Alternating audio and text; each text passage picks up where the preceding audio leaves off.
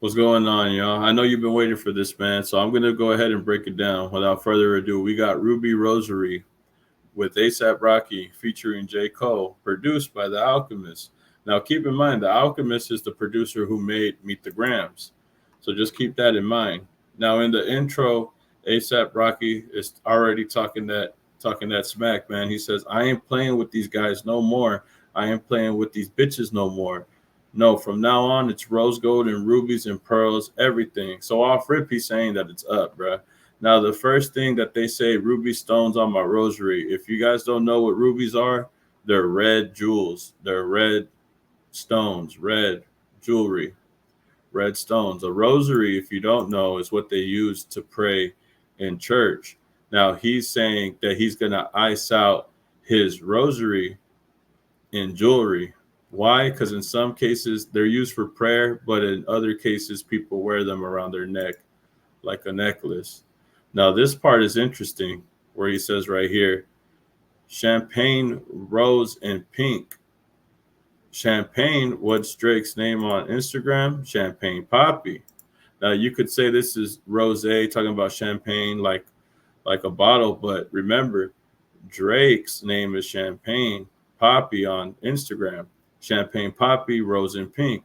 Now, you know what's funny? You know who else Rose and Pink? Drake. You remember Champagne, Rose and Pink. You remember Cameron. Cameron is from Harlem, just like ASAP Rocky's from Harlem. So Cameron and ASAP Rocky are from the same place. He might be throwing a reference to when Cameron had gave Drake the pink outfit that Cameron used to wear. And he might and ASAP might be saying, bro, I feel some type of way. You're talking about a guy named Cameron who's from the place where I'm from. And during the beef, he took a side with Drake. Not only that, but before the beef, had gave him the pink outfit. Almost like, damn, bro, I come from where you come from, and you're gonna side with Drake, and he's dissing me too. So it could be a play on all those things, man. It could be a play on all those things. Just in that first bar, man, that's crazy. So champagne, rose, and pink, champagne poppy when he wore pink when Cameron gave it. Cameron's where ASAP's from. And then the next one right here, we got ring around this Rosie, not ring around the Rosie. It's ring around this Rosie because he's talking to Rosalia. Guys singing like they Rosalia. Rosalia, Rocky mentions Rosalia, a Spanish singer and creative artist. She is one of the most important artists of our generation, combining Spanish traditional music with other styles. She collaborated with many artists like Travis Scott, Frank Ocean, and Bajort. Now, when was the last time Rosalia was mentioned in the track? Remember, this track has J. Cole as a feature. If you take a look here to For All the Dogs Scary Hours, J. Cole was featured on this as well. But you want to know what else is so funny? Rosalia was mentioned on this track as well.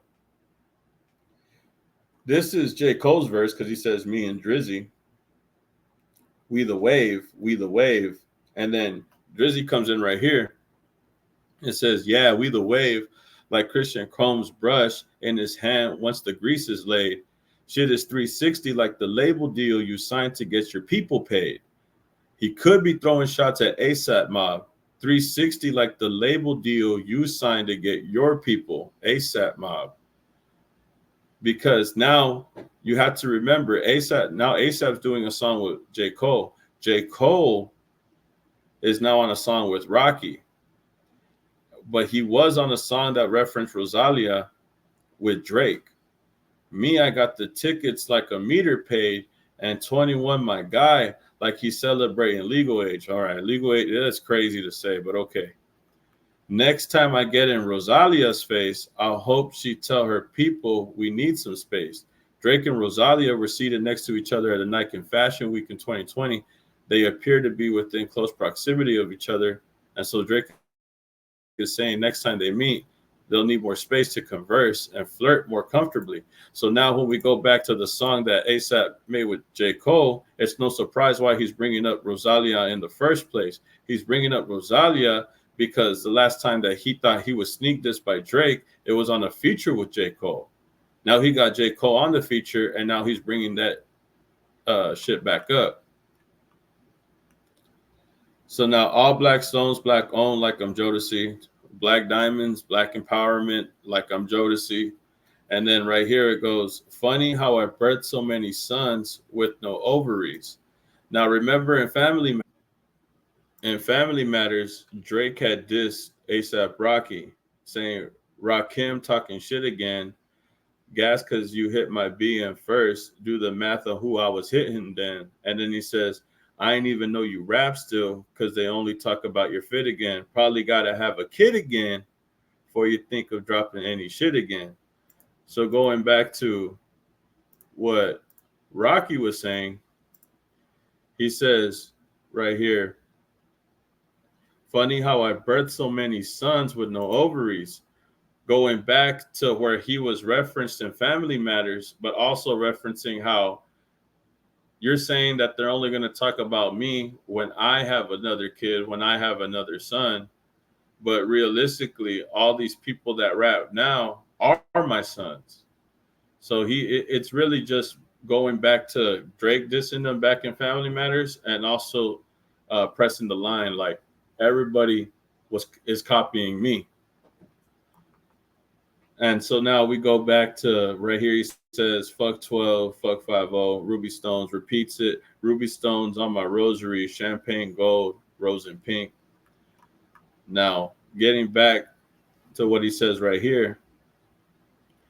And I got a laundry list of bitches I can't wait to see. And I got a laundry list of guys I can't wait to see.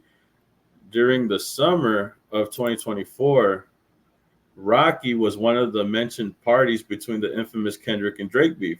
Rocky recently sat down with Billboard around the anticipation of his studio album Don't Be Dumb, and briefly mentioned his current state of mind, with the top priorities being his relationship and dismissing the petty beef that doesn't serve him. This line demonstrates the contrast in his character, evincing a devious attitude. Yes, because he still does feel some type of way because of everything that's been said. Now going down, he repeats it. Then he says this: guys want some smoke, tell them to push up, Hercules. And this might be referring to Drake's diss on to Kendrick, push-ups. And then he says, and this is crazy right here, my mind obliques, tell them push up, ambulance on the scene. This line is a double entendre, using the word obliques to say that he is changing direction, focusing on Drake, and also in reference to the allegations against Drake that he had plastic surgery.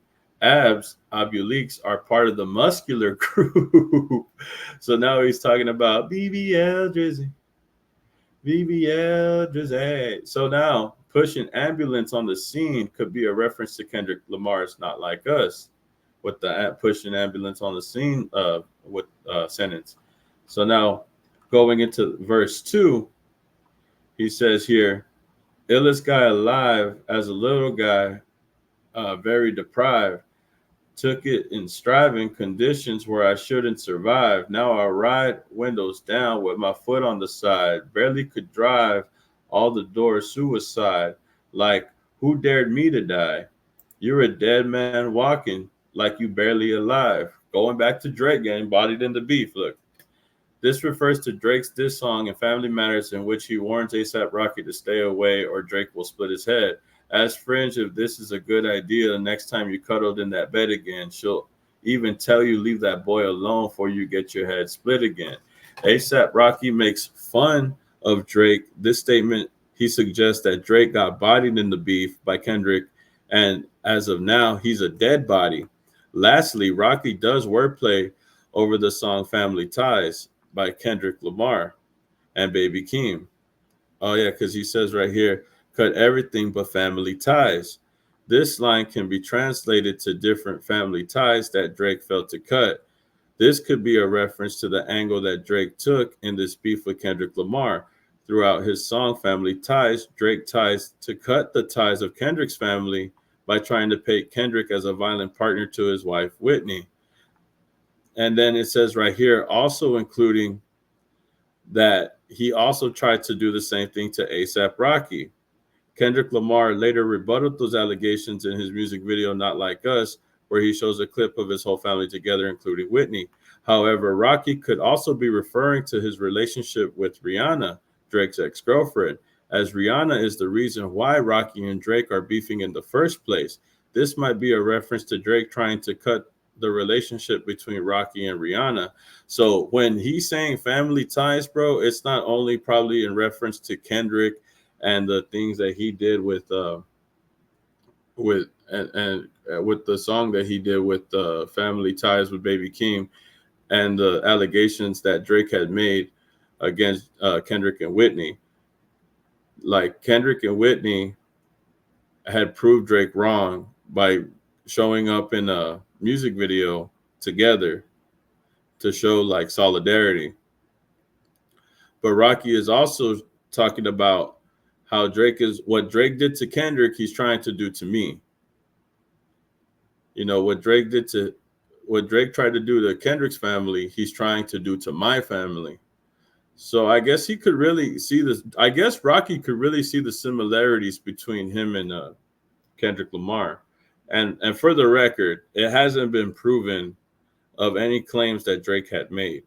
There hasn't been any solid proof of Kendrick being a abuser. So this is just another way of Rocky saying that he tried to mess up one family, but you got to remember he also tried to mess up mine. So going down right here, that's crazy, bro. I never really thought about it from ASAP's perspective. Like, I guess when he saw what he was doing to Kendrick, he thought like, man, he might be doing that to me. And then right here he says, cut the shit, cut the lies, word to the wise, who your top five. And this right here, he might be going at academics. This could be a shot at academics saying his top five. Drake. Fuck your top five. That's what academics had did in a viral clip. You know, so who in your top five? Fuck your top five. So people are saying he sneaked this in academics too. Oh man, this is crazy. I don't get fresh to death, bitch, I'm buried alive, which is going back, which also could reference the Buried Alive interlude on Take Care collaboration between Kendrick and Drake. I heard dog talking funny like it's family. Yeah, like dog, well, you know, for all the dogs is Drake. So I heard the dog talking funny like it's Family Guy. Don't tell me he's taking shots at Brian Griffin. I heard the dog, which is Drake, talking funny like it's Family Guy.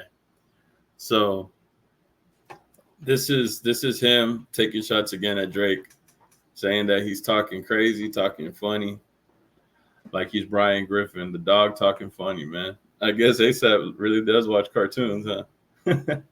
So caring for guys like Mary and Bob. I'm not sure who Mary and Bob are. I tried looking it up, but I wasn't too sure. And then he says, made a promise to God, you got to strive when you marry the mob.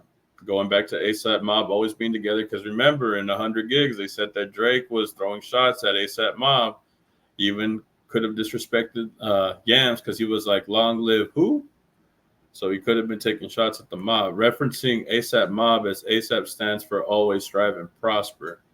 They ain't seen this drip since Rick the Ruler.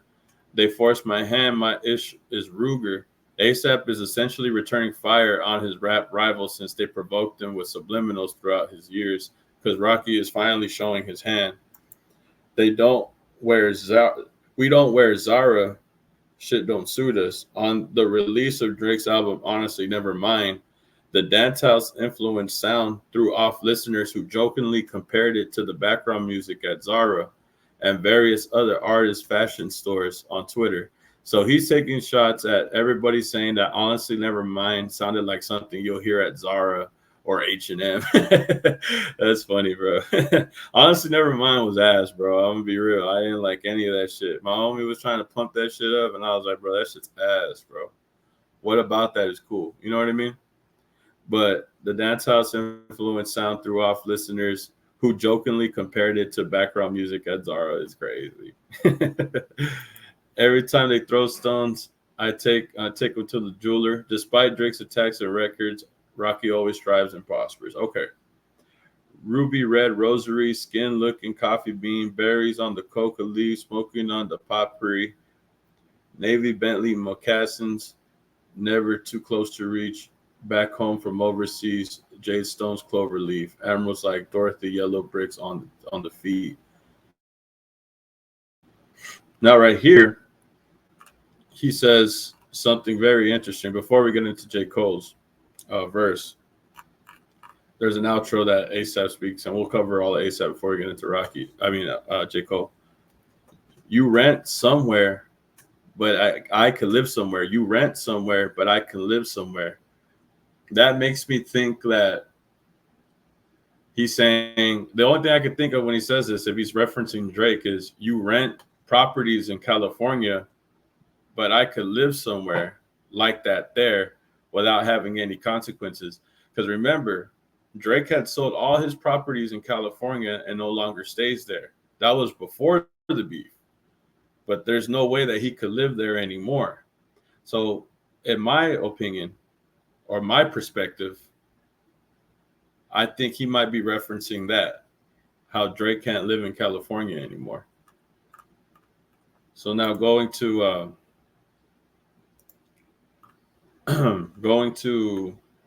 J. Cole's verse, there really wasn't much said in J. Cole's verse that I could really make except these few bars right here. I'm starting to think that Judgment Day they talking about is coming around. Judgment Day in this context refers to the day when a rapper begins to fall off, especially in today's climate. We often see some of the biggest names gradually fading away over time. One day they are on top, the next their sales start to slow down and they begin to lose their fan base. Throughout this verse, Cole reflects on the hypothetical scenario of his own Judgment Day. What if one day his time comes and starts to fall off? This could also serve a double entendre, hinting on the title of his upcoming album. Now, the thing is, though, is that it says right here, show money, they throw up, it starts to slow up. I bet they are humbling now. And going back to the reference of the first bars, this could also be a reference to Drake, how he was at top, and now, or it could be in general, how everybody in rap could one day meet their maker with the fall off. You know, being at the top one day, sales start declining the next, and then their fan base just doesn't really care about them anymore. The reason why I feel this could be in general is because the way that it's written. I'm starting to think that Judgment Day they talking about is coming around. But then on the next part, he says, I'm wondering how guys gonna stretch these millions. What happens when rappers no longer matter? Can I still make a stack on my brilliance? Which is very true. It's very hard in these days and ages, bro, to actually get anything with some substance. But I always say, if it has some substance, it's gonna pay. I don't want to go back to the civilian status. I'm an addict for comfort and doing whatever I want to, whenever I want to. Promise myself I would never feel hunger again. So I'm here with this pen, locking the fuck back in. I'm from a rough past. For a quick dollar, they pop in your hubcap rims. Profit is just that slim. I was a rugrat when we had it the toughest, and I had a hunch back then that I was special. I gotta move careful because guys around here they don't want to wrestle. No reason to tussle. Reach down with a pistol. Was down, so put one in your freckles. Right here, he says he was talking that shit. Then he saw a little stick. All of a sudden, he feeling forgetful. And they said here, Cole refers back to his participation in the beef earlier this year between the big three, responding with 7-minute drill. He made his position clear as talking his shit. Later on, infamously apologized while on his set on his label's Dreamville Festival. Here he mentions he saw a little stick. All of a sudden, he's feeling forgetful. Lastly, Cole recalls his wish to continue on the clear path God has for him, connecting to God. I'm a vessel. So this could be in reference to him poking at the big three, taking shots on 7-minute drill, and then later on apologizing for it. But with the verse that he has on top, he could just be referencing what he had on top, or it could just be a double entendre, meaning he could be talking about what he was referencing in the bars before, and then what he's saying now could also be in reference to the big three and the experience he had when he had to apologize and things like that. When they ask for the old you, ignore them. Going backwards is boring. Bitch, I'm not Michael Jordan. I don't do the retro. That's funny because, you know, the retro shoes, retro versions of re-releases. And J. Cole's basically saying, like, I don't do re-releases. I just drop again, like I make an original piece again. So he says, tell him again like an echo. My guys ain't Greek. They pledge in the streets. You know, Greek make pledges like sororities when sororities use like Greek wording and things like that. They come through and kick in your door. Used to cut through this bitch with my hat low. Now I ride in this bitch in the Batmobile. See something that's ill. Come flow through the Ville. Shout out the Ville. Ain't too hard to tell who behind the wheel. You rent somewhere, but I can live somewhere. I don't know, man. Is he really talking about Drake? Is A$AP Rocky talking about Drake not being able to live in California anymore? Who knows, man? But J. Cole's was very, very subtle. I don't think there was very, very much to go by off J. Cole's, but the things that they expressed here. Maybe there is later, and I gotta take a look again. But what do y'all think about the A$AP verse? A$AP was going crazy, bro. I really do think that he did reference Cameron, because Cameron being from Harlem, saying champagne pink, could just be using the bottle as a cover up to just take a shot at how he felt about the incident, because Cameron's from Harlem, bro, just like A$AP is. So it just feels like he probably felt some type of way, because remember, Cameron, he sided with Drake during the beef. So it's messed up, man. Like with someone that comes from the same city as you is not on your side, or who knows, man. This is just my perception of it. I'm not saying that this is what it is. This is just my breakdown. But I appreciate everybody that's tapped in. Remember, produced by The Alchemist. Meet the Grams. But shout out Alchemist for producing this fire track, bro. Shout out him, bro. But y'all tell me how y'all feel, man. It took a minute to make this video, but I appreciate y'all, man, for tapping in. Like, comment, subscribe, and I'll see you on the next